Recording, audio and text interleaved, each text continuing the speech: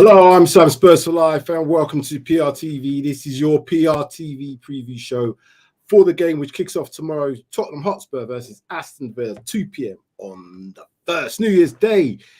I know there's a few games going off and Spurs need the win tomorrow, so make sure, it's not because of this, but make sure you smash a like on this stream if you like the stream, and also subscribe to the channel if you are new. So welcoming in the house to join me for today's stream, we have the one and only, he's here, Sean Hotspur Hurley himself, 61.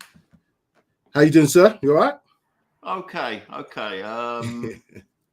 Been fluctuating with more reading and sort of watching the scores and looking at the table. So it's been in terms of Spurs, not in a good place, I'd say, but I'm okay. Yeah, I think I'm the same. I've tried to just, I think from post-World Cup, just not to get too much into it yet because we still got a lot of changes that's going to happen. We've talked about the transfer window. You know, we've got to see other players come back from World Cup duty, other players from other teams, see how the league pans out. But there's a lot of games this month, Sean, as you know. I think I mentioned it on the last stream. We get to the end of, well, it's not even the end, the 23rd of January, having played 6 games. This will be the first of those 6 games coming up. We need to be in the top 4, in my opinion, which we're not at the moment. We'll go into that in a minute. But also, more importantly, I think at this moment in time, we need to be in that FA Cup because I think that's a realistic opportunity for silverware. I know I've said I'm a bit about the league, and you never know where people are still talking about Liverpool having a chance for the league and stuff like that. So why can't we? So, yeah, we've got a lot to do. Where should we start? Should we start up with the last game, or should we just go straight into this one? Because the last game, you know, in terms of the game itself, we reviewed it. It was good and bad for me. It's obviously good to see them be able to come back, but we've said time and time again, I think that's 9 games now where we've, you know, conceded the first goal. I think 5 games in a row where we've gone in at half-time losing the game. Can't continue. What's your thoughts on the performances, both good and bad from Spurs, and what do you think we need to do to ensure we don't start games like we started the last 9? Do you know, I'm at a loss. It's like that period last sort of winter, early spring, where we were winning, losing. But this time it's like we're losing a half and winning a half. It's, you know, it's not even a game. It seems to be a half in each game, and it's so frustrating that players cannot maintain form, with the exception of our world-class players or player. I mean, without Harry Kane this year, we would be in a far worse place. There's no doubt about it. You know, the man has, you know, would have performed miracles this year for us in the league, and has kept us in it. But I'm becoming more and more pessimistic with each passing day now. You know, the sliding out of the top 4 today, the unrest in the camp, it seems, with Emerson Royale having an argument with coaching staff, the demeanour of Conte and his Sky Sports interview yesterday doesn't fill me with a great deal of Christmas joy or New Year joy, or you know, thinking good things for the year to come. I know exactly what you mean. As I said, I think what I've tried to do is, like with my work, I've just tried to take a bit of a break. And I've almost tried to take a bit of a break from Spurs, knowing that I've got to go back to it because this is an important month. So this is how I'm saying. For me, this is where it starts. I know we've had the Boxing Day game, and it was away from home, Brentford. Yeah, first game after the World Cup. Anything could have happened. We saw some of the funny scores in terms of, you know, games that happened that day. But the teams that mattered around us all won.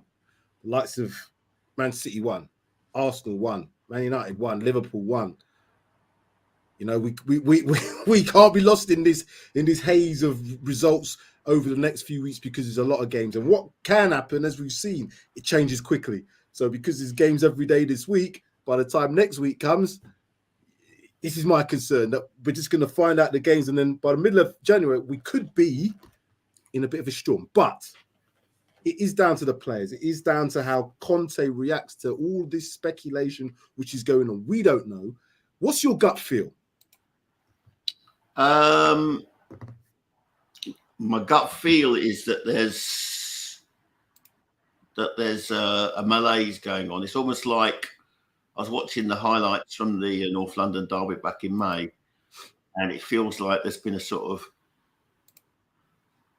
steady decline since then, and it's been hard to put your finger down on it. You know, we've had there's been some issues off the field which seem to have affected us. I think the loss of Ventrone has affected a lot of players for some reason. Certainly seems to have impacted on Son and Dyer, I'd say, who are probably the closest to him. And I'm not sure that it's not also had an effect on Conte too. I think he doesn't appear as, I don't say committed, but I don't think he doesn't feel like he's the same person that he was at the tail end of last season. What I said to you, and I think we said this in the last conversation that we had, is Conte is in a real strong position financially. Anyway, we know that, but in terms of this position that he's got at the club, you know, we know when he signed this contract, it was always going to come to this point.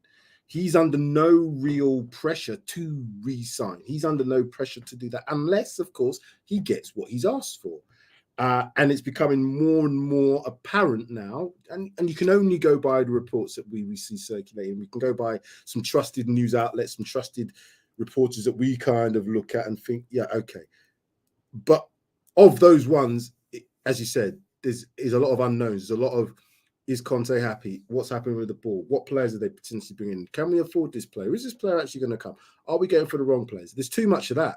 You know, I saw what Liverpool did with that Gakpo thing. Bam, it's done. Wow. 2 days, literally, I found out, oh, he's Gakpo. Next day, he's done, holding up the shirt. We don't seem to have that. And my concern is that there isn't, because of the Paratici saga, that we might not necessarily have full plans. Now, there's a lot of people that work at Spurs. There's a lot of people responsible for a lot of different things. So they have to get it right. But we've seen a lot of wrongs. And my thoughts are that we get lost in the rush. Other people are doing stuff. We get left behind. We leave it too long. We can't leave it to the end of January before we sort out transfers, as you know, because we've got a lot of games coming up and we could be out of a few competitions. Tomorrow's game. Let's do it. We may as well start. We may as well, Sean. I think it's time to share screen and to look and see what Villa are going to bring for us tomorrow. David, welcome back. Sorry, David. If Dyer gets a new contract and Levy continues to run the club as before and Conte puts up with it, then Conte is a fraud to his own DNA. And like I said, this is the thing, because Conte's said a lot before. We're likely to see that Conte is going to do what he's done. And you've got some expertise, certainly more so than me, Sean, in the Italian side of things. Do you think Italy's where you would definitely go back to? Or is there anything else that might potentially catch his eye in the Premier League? Well, it's hard to see a club, a position in the Premier League. I think Conte really thinks that the Premier League is the league to be successful in, because of its, you know, its global reach, its the quality of the coaches that are, you know, you're competing against. I do feel he would love to stay in the Premier League if he could. Obviously, there's a pull at home. His daughter is in the last few years of her schooling in Italy, and they've obviously decided that she should remain in Italy. So there's, you know, there is that separation of family, and you know, to me, he comes over as quite a family-orientated man. So I would imagine that's going to pull on it. But you know, is Serie A really the league he wants to go back to? Not particularly. I mean, he's been there and done that, to be honest. I think it's, you know, he's looking for something possibly here. But I don't see the Man United job becoming available. I don't see the City job becoming available. Newcastle. One thing, there was a the guys at the Evening Standard were doing their forecast for 2023, and one of them said Potter gets sacked at Chelsea. I don't know if he'd go back to Chelsea. You know, Well, it's a different regime. Remember, it's a different regime. He fell out with Abramovich in a big way. He wouldn't have to deal with him anymore. True, but are Chelsea going to do what Chelsea have done in the past? I know they've already spent quite a bit of money. They don't seem to have really progressed any. Are they going to then go out and spend another 200, 300, 400 million pounds for a new manager to come in to do all that stuff again? I don't know. I'm in agreement with you. I think he wouldn't go back to Italy just because I don't think there's a real challenge there for him. He'd be back at home, yes, but then again, his daughter's away at school. She's at school here, is that right? No, she's at school in Italy. Oh, right. Well, okay. Sorry, I misheard you. That might be the pull then, you know, to get him back home. Getting back home would be a massive thing for him. He doesn't need the money. He's not going back there because he needs to get a few pennies under his, in his bank account. Does he see the challenge of another Italian club other than Juventus, other than Inter? I don't know. But being back in Italy, I think that's going to be a massive draw. And I think if we make a mistake by not getting and keeping this manager at least 80% happy, what I mean by that, no manager is going to get every single thing they want. We know that. Football doesn't work like that. But we can't be getting players that he doesn't want. Just completely doesn't want. And I have a feeling that there's a few players in this squad that we bought in the window that he doesn't want. And that's the biggest concern for me. We ain't got enough players to rotate, particularly in that wing-back area, that's going to take us forward until we get that sorted out. And the centre-back area, there's plenty. But anyway, right, Sean, we're not going to depress this anymore. Let's look forward to a game because I think we're going to win this one. Let me get rid of the top bit on this banner such that we can see it for all you guys at home. Tottenham versus Aston Villa kicks off tomorrow. League table as it stands. Remember, there are some changes with this, people, because the games have finished and I didn't get to update this before then. So let's just look at the league table as it stood. Arsenal on the top, Manchester City second, Newcastle third, Manchester United after 16 games were in fourth place. Now we dropped to fifth. The thing is now Liverpool, Tottenham, and Man United all on the same game, 16 played. So it's getting tight. Let's look at the fixtures. Obviously, the fixtures are happening already today, but tomorrow's fixture, Spurs versus Villa, kicks off at 2:00. Nottingham Forest, Chelsea, 4:30. And then on Monday, Brentford versus Liverpool. And then the fixtures all start again from Tuesday, Wednesday, Thursday onwards. Mr. Hurl, Liverpool. Are you concerned by the renaissance, the way that Liverpool seems to be getting results now? They've already signed this Gakpo, and I think he's going to be a pretty good player for them. Yeah, I mean, it does surprise me that Liverpool have bought in forward areas.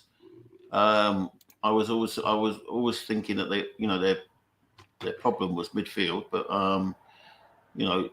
and obviously I think their hand has been turned by the fact that Diaz has sustained yet another injury. So that's probably why they had to bring forward the acquisition of Gakpo. But Liverpool were never out for me. I mean, I can't see them winning the league. They've lost too many games, really, to win the league. But as a top four, there's nothing like continued success, and that attracts players. If you're competing, if you're winning trophies as Liverpool have done in the recent past, then players are going to come to you.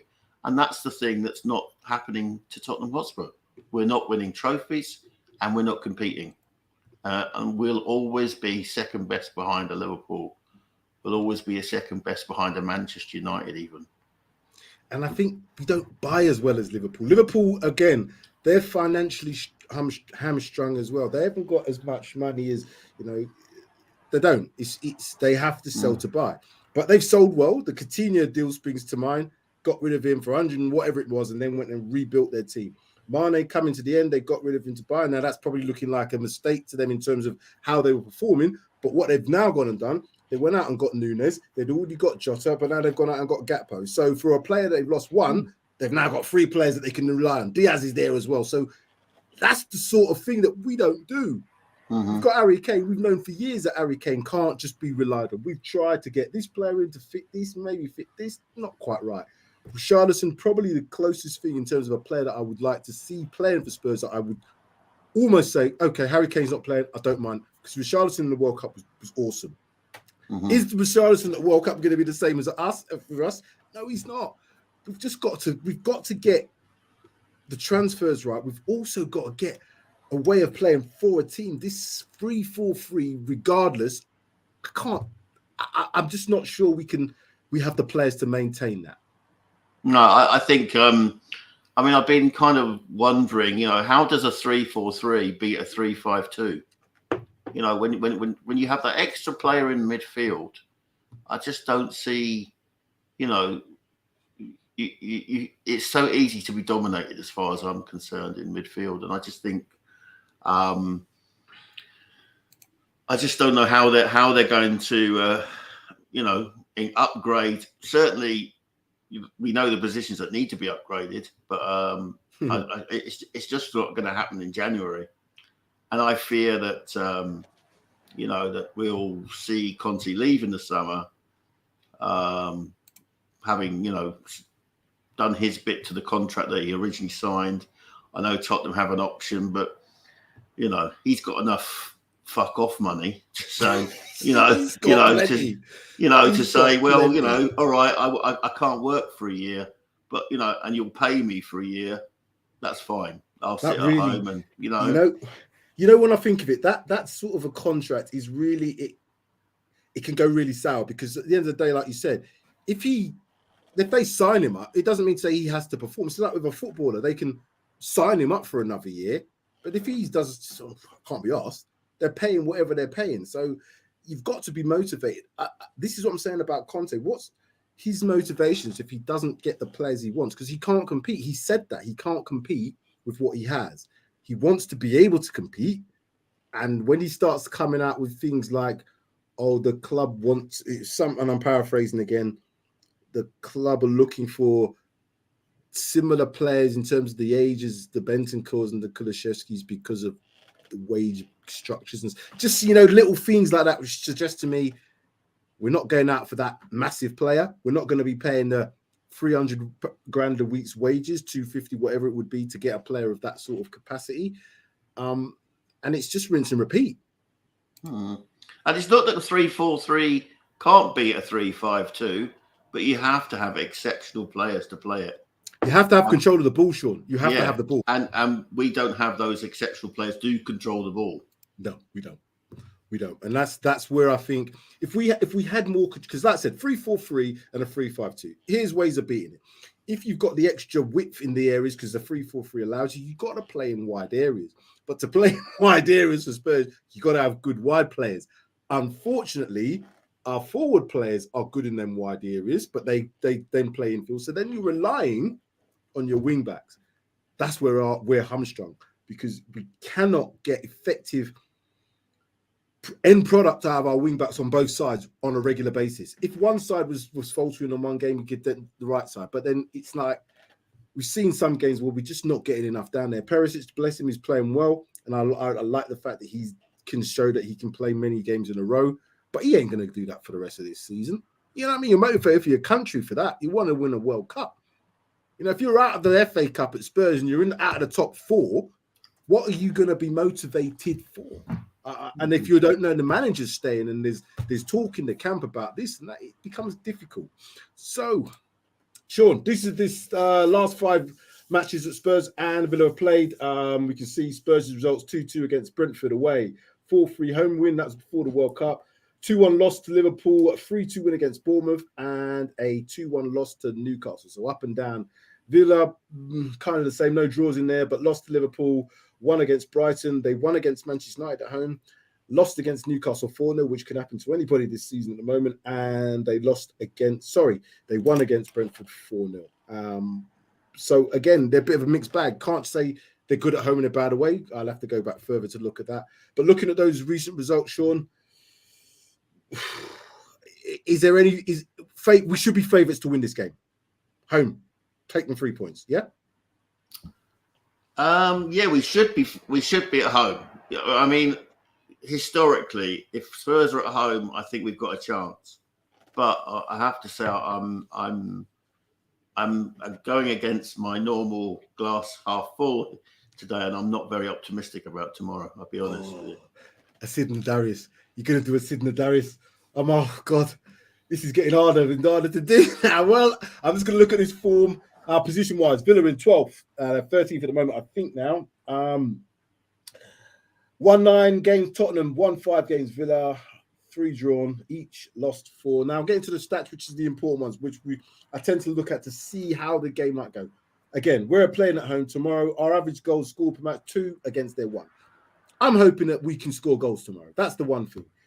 Average goals conceded. We can't keep clean sheets. Neither can they. But they've kept more clean sheets than us. That's not a good thing. Chances created 1.63 to 1.13. You're right to have a little bit of a little bit, because we don't know who's playing tomorrow. Have we got any sort of insight into the team news, Sean? Well, obviously, Conte in his press conference dropped the bombshell that Bentancur is not back yet, and he's actually going for an MRI. I think he's been under a series of MRIs since he come back, and I think it's obviously a much deeper injury than we were first given, and he was given first cause to think. So, in the midfield, I would say it's going to be the same. It's going to be Højbjerg and Bissouma. I get the impression that Royale is now out of the picture, so it will probably be Doherty at right wing back, and I would say that it will be Perisic. I think it's going to be, the middle of the park. If we're going to play 3-4-3, which we will, it's going to be similar to Brentford. Changes, if they're going to come, are obviously going to come in the back three, with the return of Romero, possibly a rest for Eric Dyer, and then you've got a perm 2 from 4. So I don't know who, Longley and Davis, or Longley and Sanchez. I don't know. I really don't know. Sure. Let me ask you then, and we haven't mentioned it at the moment. You might have, but I didn't hear if you did. Son, does he play tomorrow? Does he start? I think we've got no choice. That's the problem. The man is clearly out of form. Well, I think I shared that article for the Athletic around the our WhatsApp group, and you can't help, and I know there are people out there who will scream stats at you. The man is clearly out of form, and has been since day one. There's no doubts.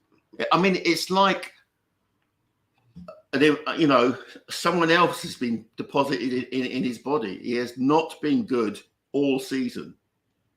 I mean, and there's no hiding from the fact that it's not just that he's not scoring goals; he's not contributing in assists either. And he's not getting behind defenders. He's running into cul-de-sacs. He's not carrying the ball like he used to do when he was dribbling. He's just not the same player, and you can't really afford to have I mean, as I say, that's why Harry Kane has been such an absolute godsend, because he's stepped up this, because Kane traditionally was a player who grew into the season, was scoring more at the back end of the season, And this is why I keep saying to myself, why are we persistent with the 3-4-3? Not because I don't want Conte to play a system that he doesn't want to play, because that's his preferred system. But not when we haven't got the personnel to currently fill it with the injuries that we have. The 3-4-3, when you've only got 3 forwards, effectively, because he's not playing Gil. I don't know what's happening with Lucas Moura. So you've effectively taken them 2 players out of the equation. So you are left with 3 forwards if you don't include Richarlison. Now, if you ain't got a form of a player, you've got nothing to change it with. You can change it in field, but if a form's not there from the player, you're not going to get much out of him, because I don't think it doesn't matter what you do with Son at the moment. You can put him on the right, you can put him centrally. He does that anyway. He pops up. He's just not playing well. He's just not playing well. So go with the 3-5-2, Deji and Kane up front for me, and then Son on the bench to have an effect. People would say having Son on the bench, Villa will be like, oh, great, he's not starting. But they wouldn't want to see him come on after 60 minutes with his pace, even if he just has pace.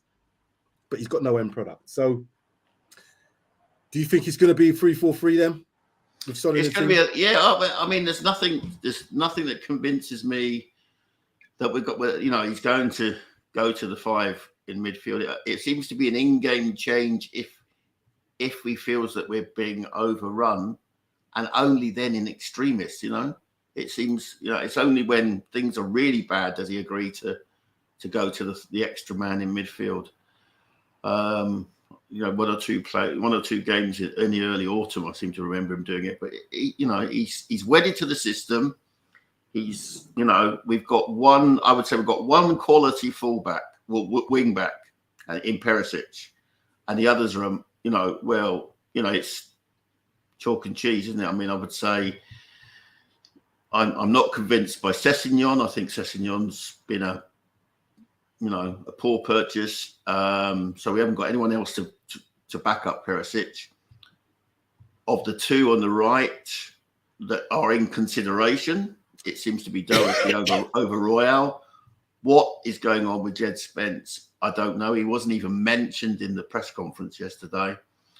You can't alienate too many players. This is the problem with some managers, and I have a feeling because they are the elite managers, they're stubborn, they fall out of play. Jose did it. Jose Mourinho done it. He's famously done it before.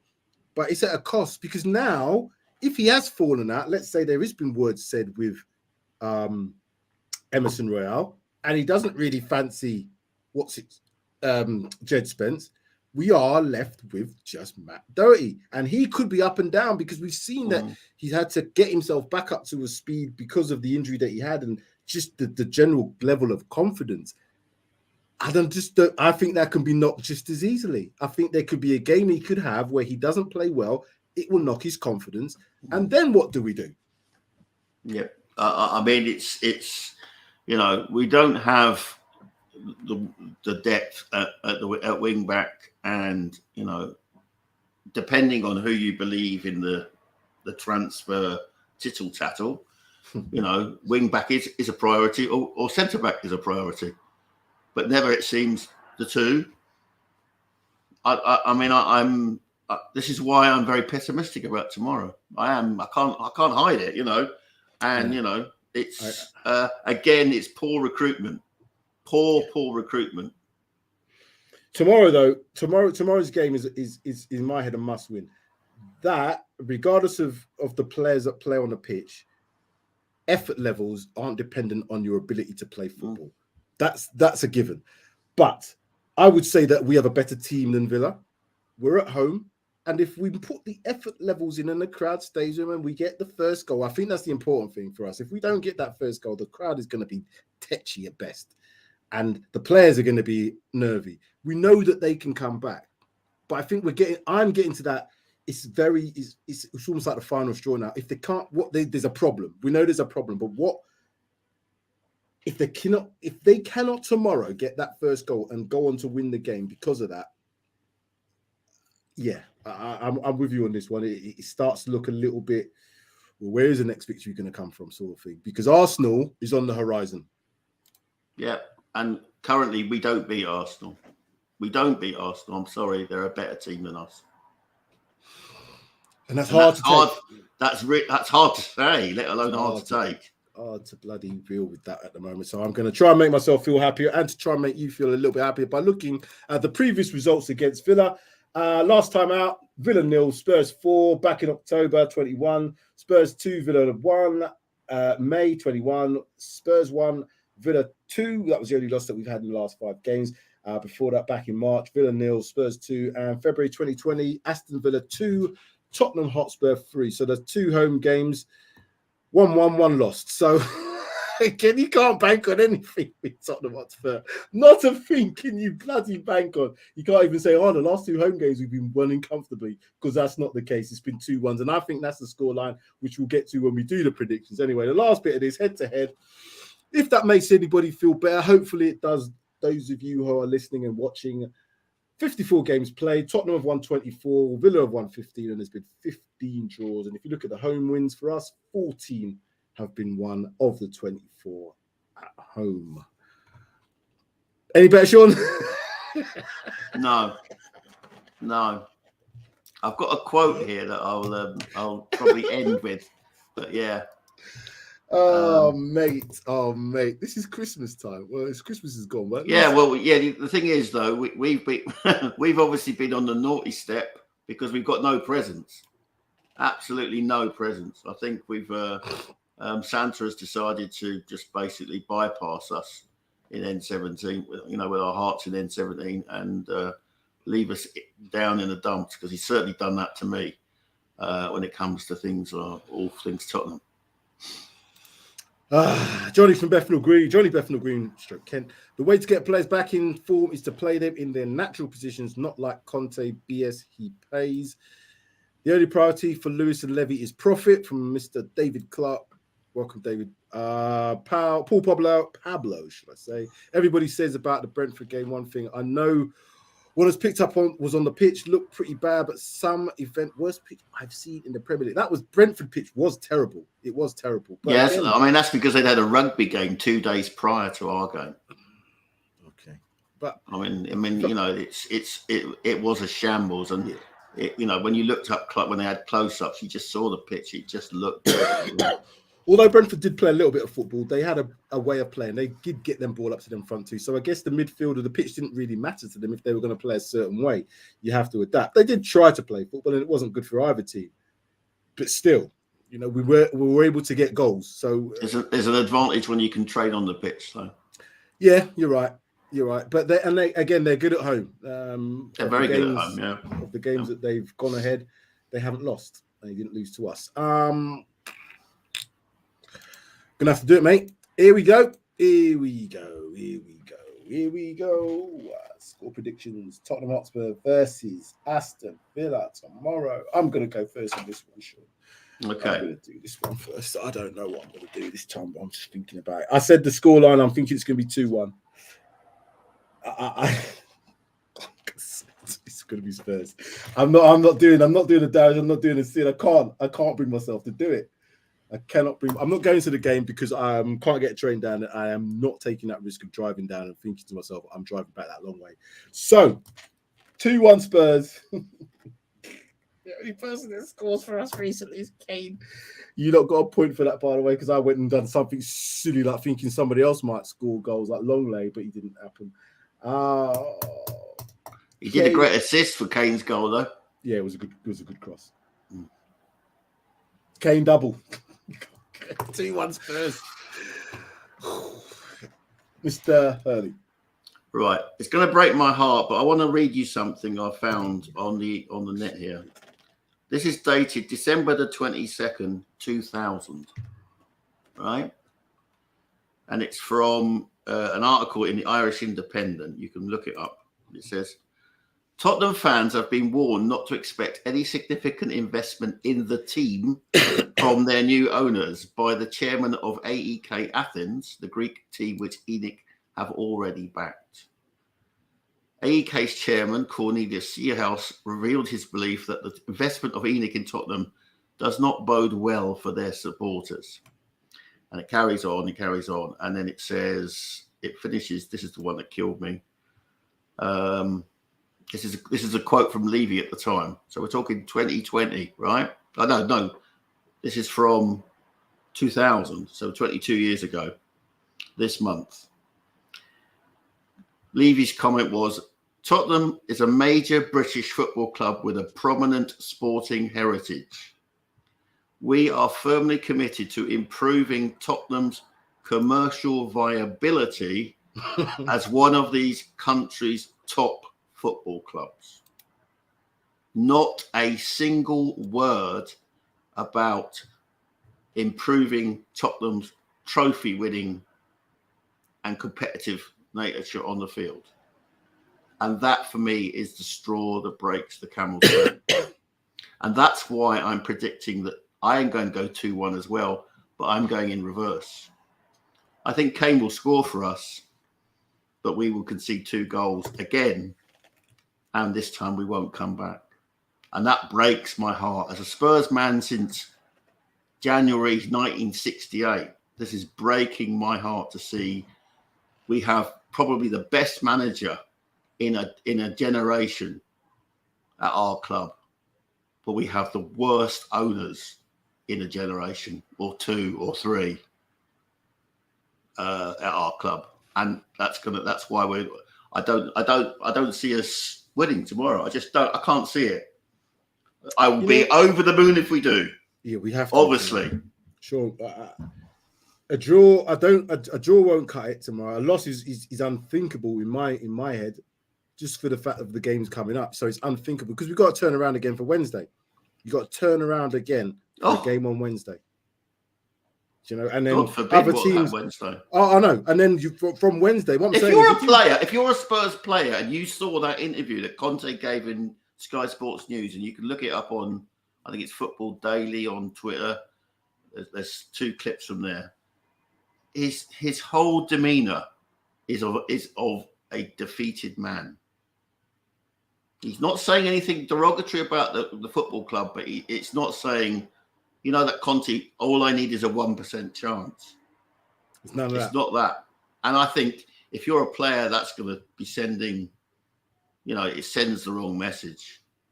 I don't think it was his intention, maybe, but, that's how it's come over to me.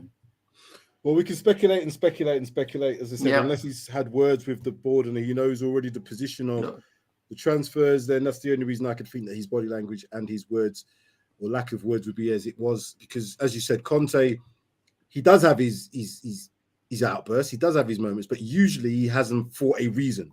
So he will have an outburst for a reason. We saw last season in that Burnley game, particularly, his rant. And I look back at that and I thought at the time, I was like, wow. But then I look back and listen to some of the words. He was clearly directing things at the ball, wanting to get certain things. And I think to a degree it worked because he got 2 players that obviously made a big difference. But it was a gamble. If he's been told, listen, we're only going for certain type of players and they're going to be the youngsters with potential similar to what we got in January, that's taking a risk. Conte has done that. He's done that with the 2 players that he got. Yes, he knew where they were coming from. And yes, he knew about them. But we can't keep doing that. We now need to see I want to see an established centre back.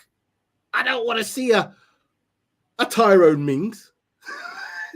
Do you know what I'm saying? Because that's what I think might come down. A Tyrone Mings. Oh yeah, he's played for England and he's done all right, and he's available, and he's English. No. I don't want to see that sort of player. Sorry, Tyrone, if you're watching, you're probably not. Probably you're getting ready for the game tomorrow if you're playing, but I don't want to see you at Spurs. I don't know, mate. We're gonna have to see with the reaction show what the team is. I'm hoping I'm getting all the brickbacks in the world tomorrow on the reaction show, and I'll deserve them. But I can only go with my gut feeling, what's going on at a football club, and the fact that there's. There seems to be we're at a crossroads, and the route ahead is being blocked for us for some reason. Yeah, it's definitely going to be a bit sticky. Right, this is probably the most enjoyable part we're going to have to do today, Sean, because it's been a bit of a heavy one. We needed Sid to do some scene. It's just me and you. You're taking it to a depth of a little bit emotional despair. And the fact that Man City have drawn with Everton is, I mean, it's just, do you know, this is, I can't help but say the fact that our nearest and dearest are doing so well is killing me. I'm gonna put this on the board because I don't want to hear that at the moment. I can't hear it. The Paxton Road League table. It should be after 16 games. Sorry about that. I'm just going to change that. But Sean, you picked up a point for getting Kane on the scoreline, although he didn't get the right result. Nearly did. He was the closest one to getting it. 2-2 there. You said 3-2. Sid picked up a point as well for Kane scoring. I said 1-0 to Spurs with Longley scoring the goal. I should have put assist in this thing and then I might have picked up half a point or something, but I didn't pick up Well, you can't change the rules halfway through. That's what I was thinking. I can't do that. You don't find out. I was going to put half a point on there, but no, I couldn't do that. So I didn't make any points. So I'm 3 points behind. So I'm going with the victory tomorrow for that reason. And I'm going with the Kane double because if he scores, he's probably. I don't see Son doing anything. If I'm honest with you, this is the point. If I look at the game tomorrow, it's not like you can say, right, Son's he's had a flash here and there. If you think about it, he hasn't played well all season. Why do you think he's going to turn up tomorrow? What makes anybody think he's going to turn up? Well, to be fair, of all of our shots on target, I think he had the vast majority of them against Brentford, if that's anything to be said. But they weren't very. I mean, they weren't. You know, they didn't never really challenge Raya to save them. And breathe. Right, a few comments and then we're going to get off. At David Clark, it was a bad pitch. We have no Dennis Law or Bobby Charlton in our squad for a passing team. It was so bad. Southgate has extended his contract with England through the next Euro Championship, so he won't be our next manager. Oh yeah, that's because Audio Artisan has said he could see Southgate being in charge next. Yep. No, that's not happening. It's not happening. You know what's happening if Conte walks. We know the manager. There's a guy sitting in his garden at Barnet who's on the phone to Levy every other day, no doubt. We know that it's a Poch thing. I think that's almost certain if things don't work out. It's too soon, and it's far too soon. Far too soon. All the players that he had before needed to be gone. Maybe that will happen. Maybe Kane will go in the summer, and I mean he won't be. But you know, sorry, David. I'm gonna have to read David's last comment out here. Sorry, David. I know what I said that. I know this was going to be one of them ones because we're feeling it at the moment. But David, I was all right until I came on here and listened to you two for 10 minutes. Christ Almighty, in Qatar, and a song would be the last straw. LOL. The guitars. I've got two guitars over there, but anyway, I won't bring them on now. It is what it is. No, I'm hoping that. Well, I said I've gone for the win. I'm not look. We just need to get it. We just need to, whatever way we get the victory tomorrow, we need to, because you just roll on to Wednesday. You can't dwell on tomorrow's game too much because of the games coming up, because that game against Arsenal is massive, mate. It's massive. I remember you saying you set that January the 23rd as the sort of cut-off point. And the more I think about it, I think you're right. If we're not in the next round of the FA Cup, if we're not in touching distance of the top four, because I think we're already one game ahead of the teams around us. So it's very difficult to say. If we're not, within a point of the top four, let's say, or within, one victory of the top four, then I think that's gone. And Conte will be gone in the summer. Yeah, so the 23rd of January, we will know, because by then, obviously, the transfer window will be coming to an end. Well, so yeah, I think 23rd will show us where we're gonna be for the season. I think that's what it would tell me. We still got to hope that we might get a couple of players in the transfer window, because I think it still closes on the 30th. Is it the 31st of January? Yeah. So we still got 8 days after that final game, but it will be such a mess. It'll be such a mess. It'll be just a recovery period if that's the case. If we're out the FA Cup and we're outside the top four significantly, it will just be a recovery job. We'll be doing and I wouldn't at that point. I wouldn't see us getting past Milan in the Champions League either. We are still in the Champions League. This is the point. We're in a. If you actually just looked at it in as a whole, we're just outside the top four. We're fifth, around 16 in the Champions League. We're still in the FA Cup. In a normal circumstance, you've got Conte in charge. You've got Harry Kane scoring goals for fun. Really, you'd think, oh, it's not bad, but it's on the inside. What we know on the inside makes it a little bit more difficult to see how this turns out. At this moment, I don't know how it turns out, mate. That's the biggest thing. I don't know how this turns out. Until I know what Conte's doing, I ain't got a clue how this thing turns out. Sean, final thoughts. I want Spurs to confound my pessimism and turn it on, and I will be so happy if we could see a goal, a goal fest with no goals conceded. But what I want and what I'll get don't necessarily marry up at the moment. But come on, you Spurs. My final thoughts are Spurs are not good enough defensively to keep clean sheets, even at home. If we kept a clean sheet tomorrow, I would have 100% faith that we'd win the game.